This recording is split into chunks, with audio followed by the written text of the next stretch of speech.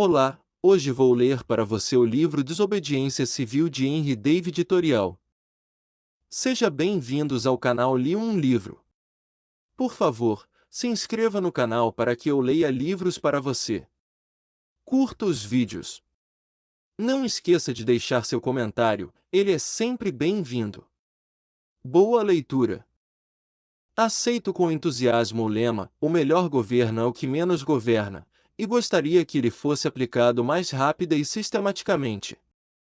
Levado às últimas consequências, este lema significa o seguinte, no que também creio: o melhor governo é o que não governa de modo algum, e, quando os homens estiverem preparados, será esse o tipo de governo que terão.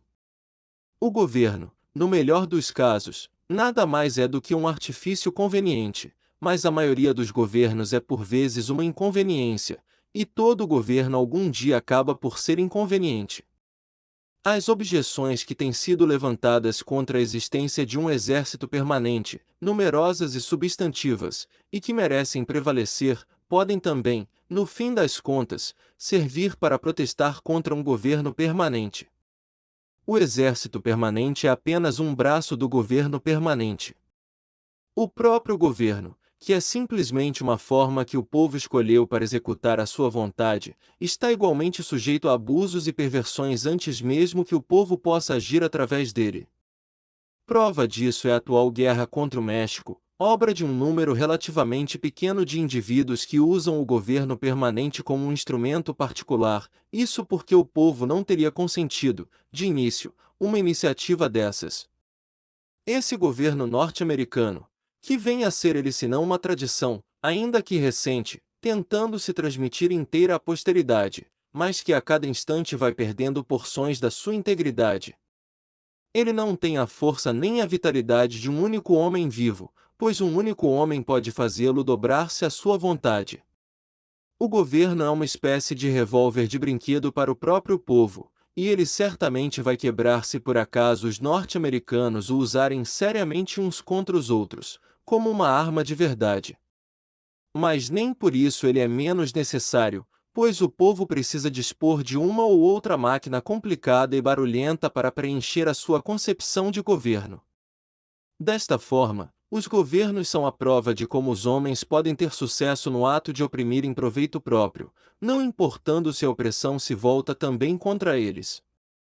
Devemos admitir que ele é excelente, no entanto, este governo em si mesmo nunca estimulou qualquer iniciativa a não ser pela rapidez com que se dispôs a não atrapalhar. Ele não mantém o país livre. Ele não povoa as terras do oeste. Ele não educa.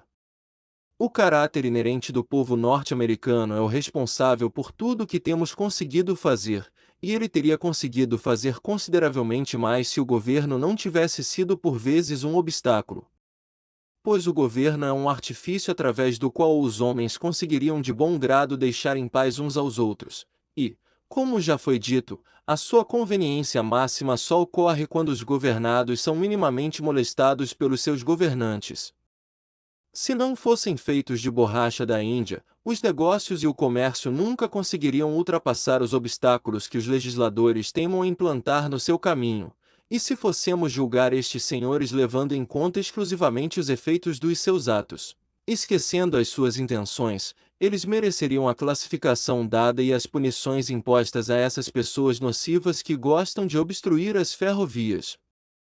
No entanto, quero me pronunciar em termos práticos como cidadão, distintamente daqueles que se chamam antigovernistas. O que desejo imediatamente é um governo melhor, e não o fim do governo. Se cada homem expressar o tipo de governo capaz de ganhar o seu respeito, estaremos mais próximos de conseguir formá-lo. No final das contas, o motivo prático pelo qual se permite o governo da maioria e a sua continuidade, uma vez passado o poder para as mãos do povo, não é a sua maior tendência a emitir bons juízos, nem porque possa parecer o mais justo aos olhos da minoria, mas sim porque ela, a maioria, é fisicamente a mais forte. Mas um governo no qual prevalece o mando da maioria em todas as questões não pode ser baseado na justiça, mesmo nos limites da avaliação dos homens. Não será possível um governo em que a maioria não decida virtualmente o que é certo ou errado? No qual a maioria decida apenas aquelas questões às quais seja aplicável a norma da conveniência. Deve o cidadão desistir da sua consciência, mesmo por um único instante ou em última instância, e se dobrar ao legislador? Por que então estará cada homem dotado de uma consciência? Na minha opinião, devemos ser em primeiro lugar homens, e só então súditos. Não é desejável cultivar o respeito às leis no mesmo nível do respeito aos direitos. A única obrigação que tenho o direito de assumir é fazer a qualquer momento aquilo que julgo certo. Costuma-se dizer, e com toda a razão, que uma corporação não tem consciência, mas uma corporação de homens conscienciosos é uma corporação com consciência. A lei nunca fez os homens sequer um pouco mais justos, e o respeito reverente pela lei tem levado até mesmo os bem-intencionados a agir cotidianamente como mensageiros da injustiça. Um resultado comum e natural de um respeito indevido pela lei é a visão de uma coluna de soldados, coronel, capitão, cabos, combatentes e outros, marchando para a guerra numa ordem impecável, cruzando morros e vales, contra a sua vontade, e como sempre contra o seu senso comum e a sua consciência. Por isso essa marcha é muito pesada e faz o coração bater forte. Eles sabem perfeitamente que estão envolvidos numa iniciativa maldita, eles têm tendências pacíficas. O que são eles, então? Chegarão a ser homens? Ou pequenos fortes e paióis móveis, a serviço de algum inescrupuloso detentor do poder? É só visitar o estaleiro naval e contemplar um fuzileiro. Eis aí o tipo de homem que um governo norte-americano é capaz de fabricar ou transformar com a sua magia negra, uma sombra pálida, uma vaga recordação da condição humana, um cadáver de pé e vivo que, no entanto, se poderia considerar enterrado sob armas com acompanhamento fúnebre, embora possa acontecer que nenhum rufar se ouviu, nenhum silente toque. Enquanto seu corpo à muralha levamos. Nenhum soldado disparou seu tiro de adeus sobre o túmulo onde nosso herói nós enterramos. Desta forma, a massa de homens serve ao Estado não na sua qualidade de homens, mas sim como máquinas, entregando os seus corpos. Eles são o exército permanente, a milícia, os carcereiros, os polícias, posse-comitatus, e assim por diante. Na maior parte dos casos não há qualquer livre exercício de escolha ou de avaliação moral, ao contrário, estes homens nivelam-se a madeira, a terra e as pedras, e é bem possível que se consigam fabricar bonecos de madeira com o mesmo valor de homens desse tipo. Não são mais respeitáveis do que um espantalho ou um monte de terra. Valem tanto quanto cavalos e cachorros. No entanto, é comum que homens assim sejam apreciados como bons cidadãos. Há outros, como a maioria dos legisladores, políticos, advogados, funcionários e dirigentes, que servem ao Estado principalmente com a cabeça, e é bem provável que eles sirvam tanto ao diabo quanto a Deus, sem intenção, pois raramente se dispõem a fazer distinções morais. Há um número bastante reduzido que serve ao Estado também com a sua consciência, são os heróis, patriotas, mártires, reformadores e homens, que acabam por isso necessariamente resistindo, mais do que servindo, e o Estado trata-os geralmente como inimigos. Um homem sábio só será de fato útil como homem, e não se sujeitará à condição de barro a ser moldado para tapar um buraco e cortar o vento. Ele preferirá deixar esse papel, na pior das hipóteses, para as suas cinzas. Nasci nobre demais para ser propriedade, para ser segundo no comando, ou serviçal utilizável e instrumento de qualquer soberano estado deste mundo. Os que se entregam completamente aos seus semelhantes são por eles considerados inúteis e egoístas, mas aqueles que se dão parcialmente são entronizados como benfeitores e filantropos. Que comportamento digno deve ter um homem perante o atual governo vigente nos Estados Unidos? A minha resposta é que ele inevitavelmente se degrada pelo fato de estar associado a ele. Nem por um minuto posso considerar o meu governo uma organização política que é também o governo do escravo. Todos reconhecem o direito à revolução, ou seja, o direito de negar lealdade e de oferecer resistência ao governo sempre que se tornem grandes e insuportáveis a sua tirania e ineficiência. No entanto, quase todos dizem que tal não acontece agora. Consideram, porém, que isso aconteceu em 1775.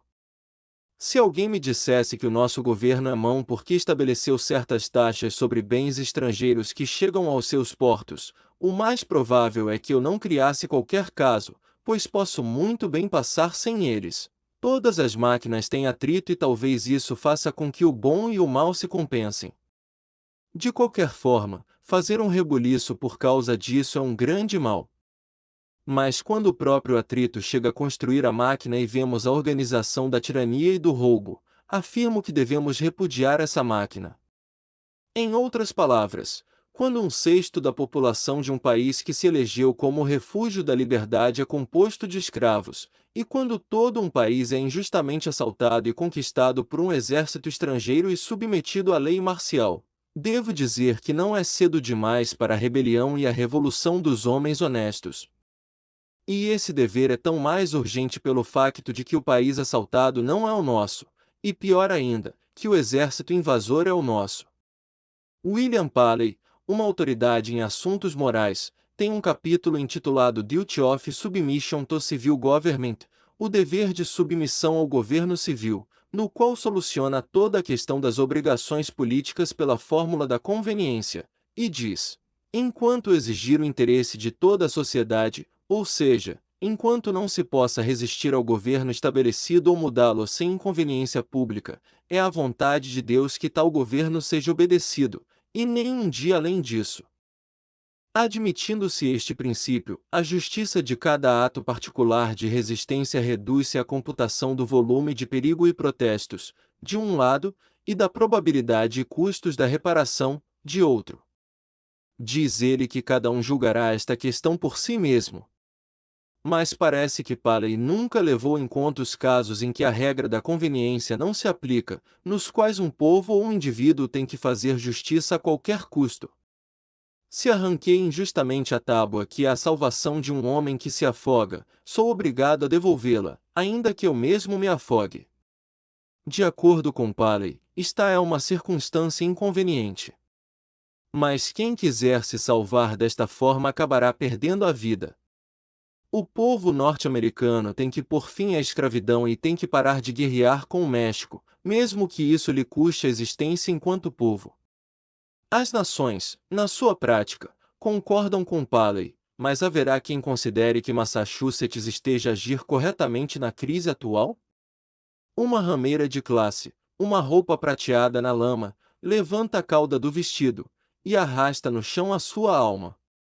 Em termos práticos, os que se opõem à abolição em Massachusetts não são uns 100.000 políticos do Sul, mas uns 100.000 comerciantes e fazendeiros daqui, que se interessam mais pelos negócios e pela agricultura do que pela humanidade e que não estão dispostos a fazer justiça ao escravo e ao México, custe o que custar.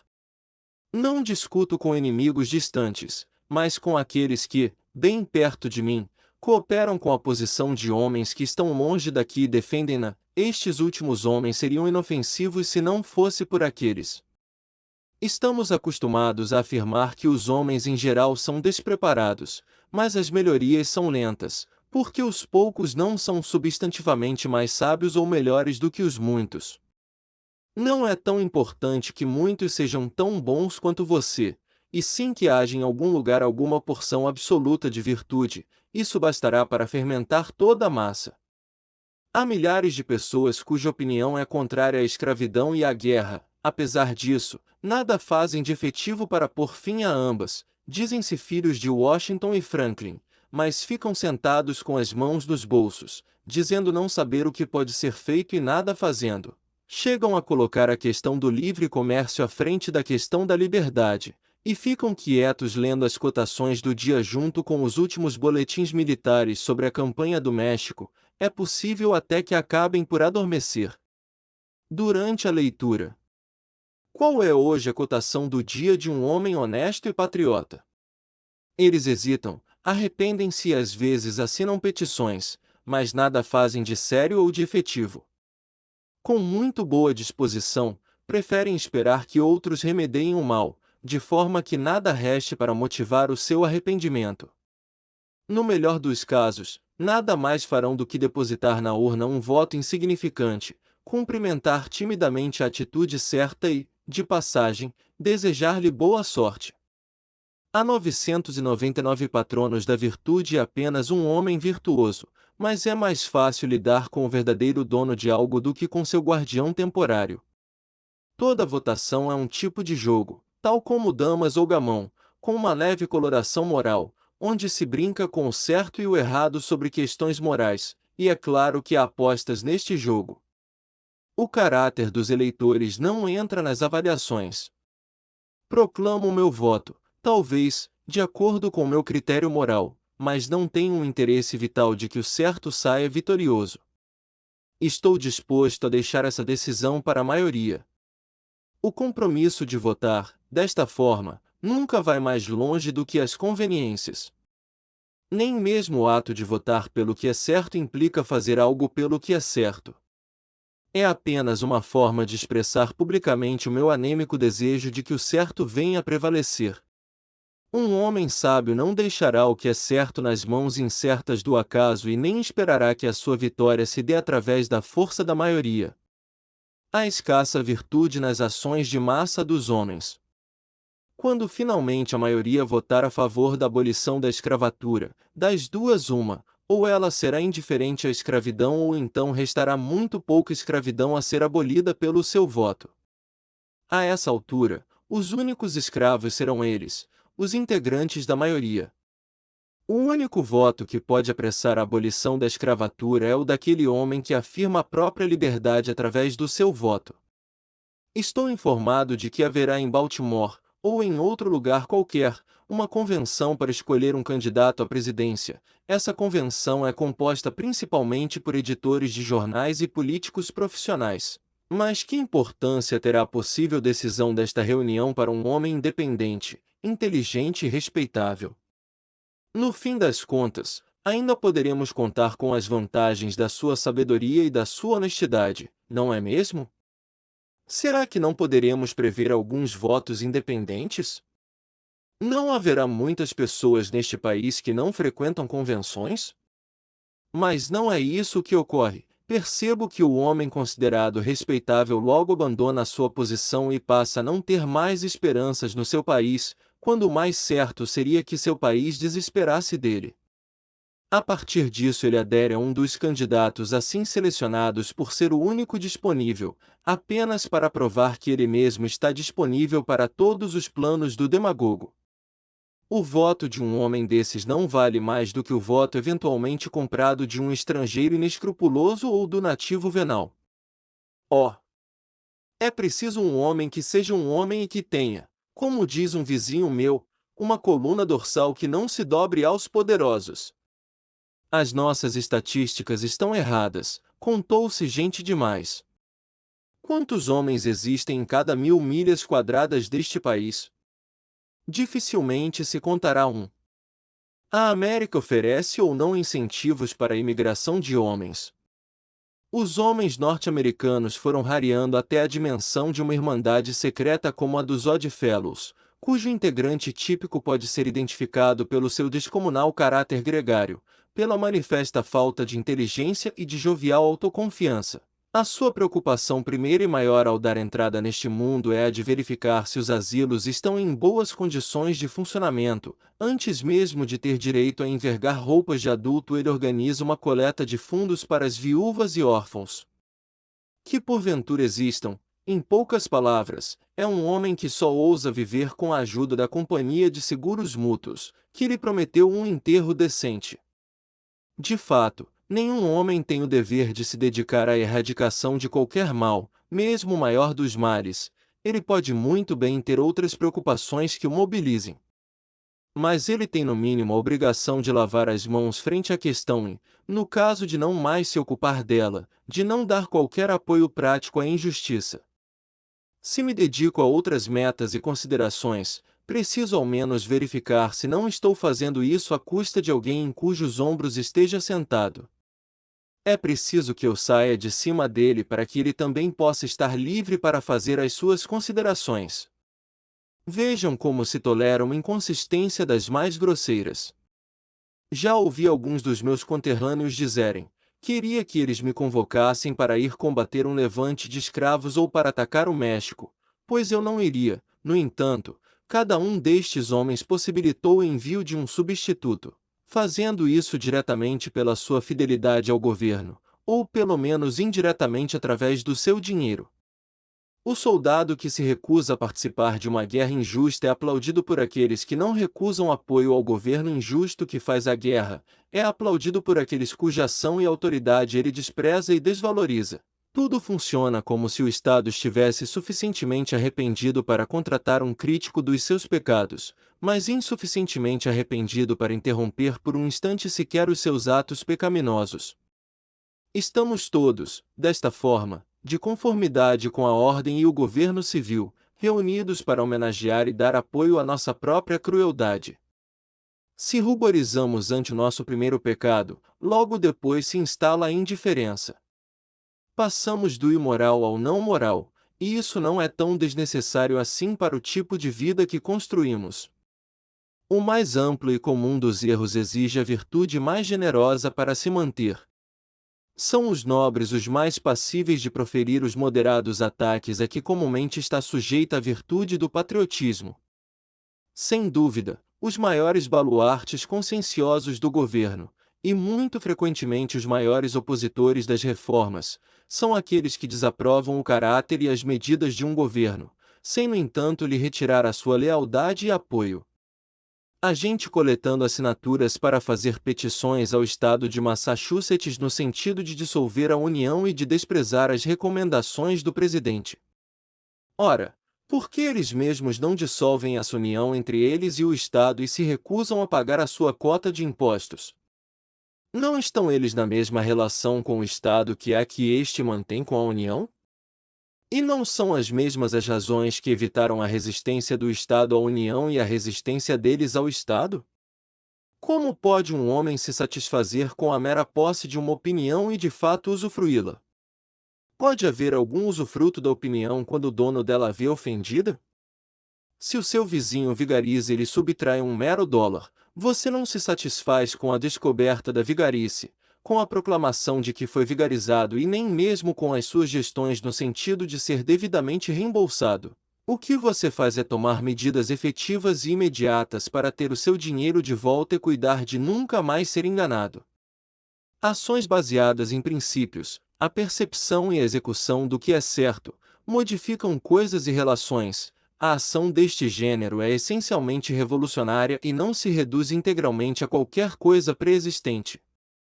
Ela cinde não apenas estados e igrejas, divide famílias, e também divide o indivíduo, separando nele o diabólico do divino.